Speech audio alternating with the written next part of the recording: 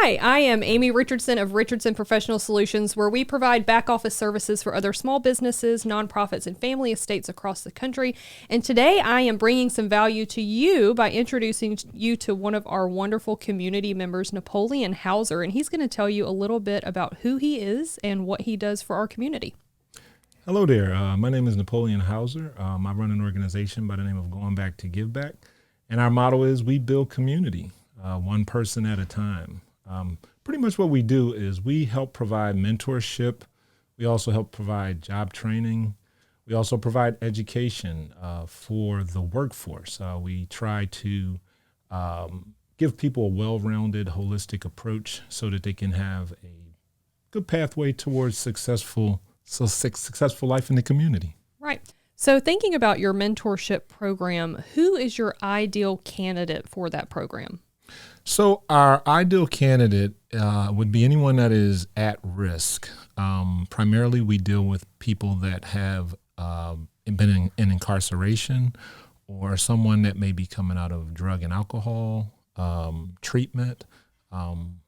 We like to deal with folks that are trying to reintegrate into society and be successful. That's really beautiful. So thinking about partnering with you and your organization as a small business, really what does that look like? So what we try to do for our business community is we build a relationship through getting to know the individual that you're going to bring on. We also ask for what the needs are of that particular business so that we can get a well-rounded view of what they do. And then we try to match you up with the best candidate. Our mentorship capabilities, as well as our educational and training opportunities, provides that business with a person that's well-rounded and that is going to be a good fit for their organization. So thinking about those benefits and it being a good fit and having a reciprocal relationship, what would you say are some of the top reasons for partnering with you and what you do? So, one, I have to say, you've heard the saying that a chain is most strong, or what makes a chain strong is you can tell by, its weakest link, right? And so community, to me, is like a chain.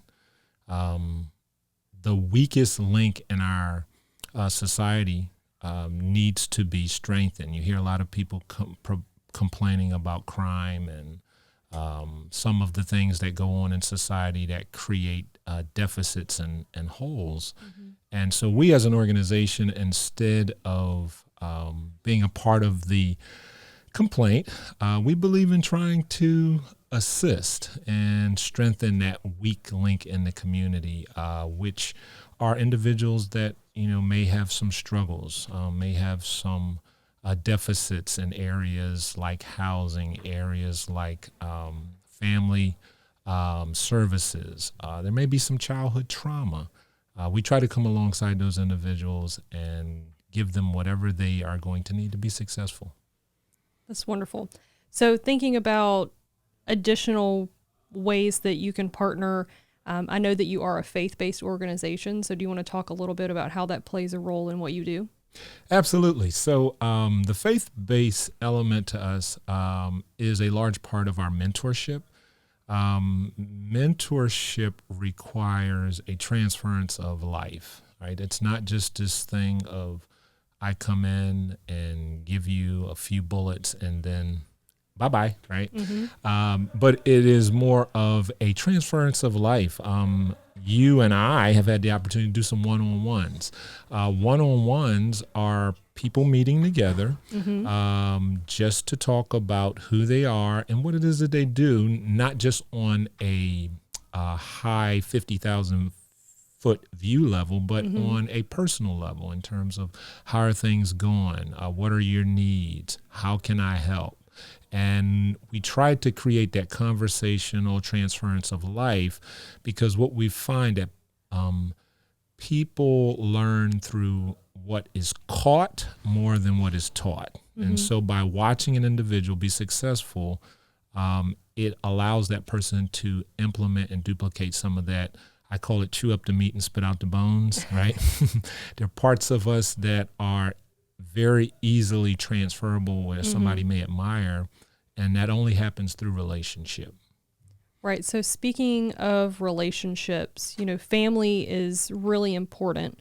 And some of these folks that are in these unfortunate situations may have no family or limited family. So do you consider the partners that you work with as kind of an extended family for these individuals, as well as maybe,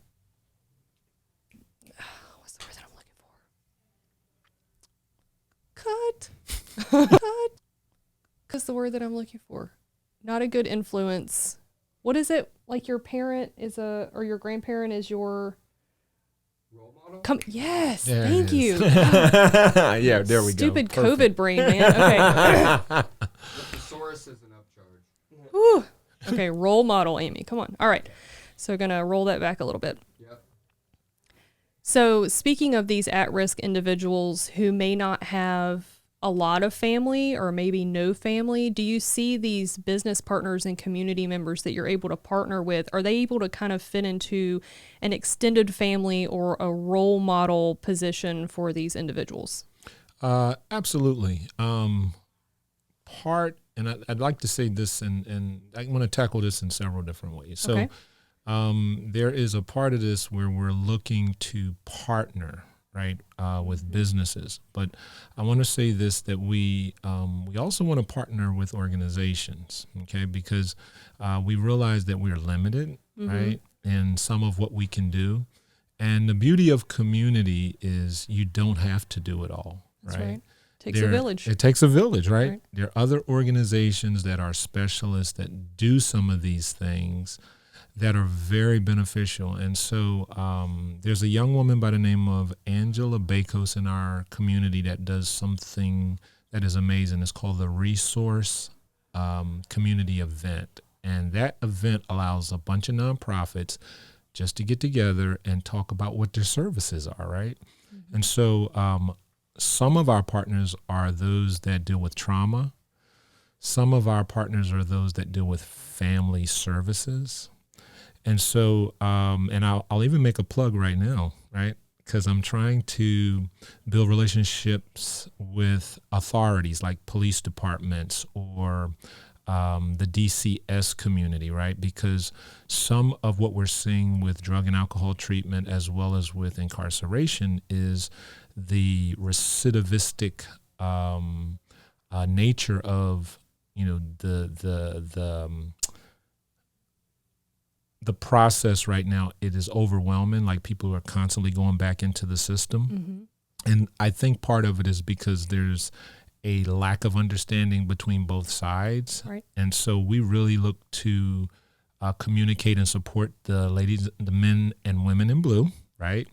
As well as those that service us in corrections, because these are people too, right? There's two sides to this. And so making sure that those community members that are coming out of those institutions, as well as those that are professionals in those services, have a chance to work together to do community projects. Oh, that's great. I think that will help us as a community overall, to help curb some of this. Right. And just kind of shift that narrative a little. Yeah, absolutely. Yeah, Because absolutely. just like when you get to know somebody, right, it's you can laugh a little, right? You can enjoy some common relationship, and then you realize, wait a minute, we're just human, right? We're just trying to figure it out. Yep. So taking a step back and thinking of this from a business owner's perspective, I know that you do workforce development and training and education, and you help with job placement. So real quick before we close out, can you just touch on some of the areas that you work in? I know we've talked about electricians and people who work in cement, right? And you're trying to upskill these individuals to be able to be active members of our community. So just touch on that for a little bit. So I'm really excited about this part because it's amazing. the benefit that I've had in connecting with some really great community partners. I've had a chance to work with Brandon May and May Construction, landscaping and design. I'm sorry, not construction, Collective Group Construction. These guys have taken on our guys and given them opportunities to actually work into the community. And so we do a lot with the building trades and, with construction. I don't want to limit it there, but primarily that has been our focus, because what we find is that the trades allow people to earn a living wage while they're in their current circumstance. And sometimes some of our other organizations are, they need a little bit more scrutiny in terms of who they allow into their organizations. And it's understandable if you're in security or something like that, right? And so the trades tend to allow you to be more of a contractor. And so being a contractor, you have that benefit of actually not only building yourself as a person, but building yourself as a small business owner, okay, and earning a trade. And so we're excited because we're starting to focus on something that I know is a big need here in Augusta, and that's handyman services. Ooh. Very exciting. Ooh, yeah. So, yeah, we're trying to build up a group of guys right now that just can go out and do some basic stuff to help organizations that need those services that, right now getting an electrician in Augusta is really hard, right? But if you can have somebody that has a skill like a handyman service that can tackle some plumbing, some electrical, some HVAC work at a smaller scale, it provides an opportunity for both. Right. Okay, so real quick, because you sparked a memory while you were talking, tell real quick the story of the gentleman who didn't have a driver's license and you were able to kind of crowdsource what you needed to help him recently. I mean, this is absolutely an amazing story, Amy, and so thank you for setting me up for this one. There's a young man that had recently come out of incarceration. He was from the Minnesota area, and he intentionally made a move into wonderful Augusta because he wanted to find a better life, a different life, right? And our services had been running for about a year. His aunt came to a resource event, and we were there. One of our individuals that's in our program was speaking at the event. And that's another thing, that we get a chance to mentor so that these guys are now taking on responsibility and they're speaking at events. And in the process of doing so, this gentleman's aunt came up. Well, long story short, he said, hey, I really want to do this. I'm 27 years old. I'm a little embarrassed. I don't even have a driver's license. I was like, oh, wow. Augusta, no driver's license. Right. That's pretty difficult, right? So what we decided to do was we said, you know what? We build community one person at a time. We went back to our vision, right? And that means whatever stage a person is in, we're going to try to work with them. And so we got our community partners involved. We connected with BNI and BNI Associates, and we were able to actually fund this guy. He's gotten his permit, and now he's in driving school, and he'll be driving real soon. So our business owner has now benefited in such a way that he's going to have somebody that can possibly be a foreman on one of his crews, because not only is he responsible, but he can drive. Yeah. So, that's awesome. Look at that impact. Absolutely. All right. Well, thank you so much for being here. I always love speaking with you and learning more about what you do with the folks in our community. So those that are watching at home, how can they get involved with what you all are doing? So for those that are watching at home, if you want to get involved, you can reach out to us at goingbacktogiveback.org. That's going back the number 2, giveback.org. And you'll find on that page there's an opportunity to donate. Notice I didn't mention donation, and the reason why I want to speak on this a little bit. Money is probably the least important thing to us, and I say that for a reason, right? Now, we know money's up there with breathing. It's pretty important. But what I'm saying is the services of volunteers and business partners, right? Right. Family partners, the things that really build community. money just comes as a result. That's been the benefit in doing this and realizing this. Like, I get a chance to just see people grow, and in that process, money just comes. So if you are interested in being a partner and learning more about what we do, you can reach out to us at that web address. All right. Sounds great. Well, thank you so much again. Thank you. All right. Thanks for this opportunity. Of course.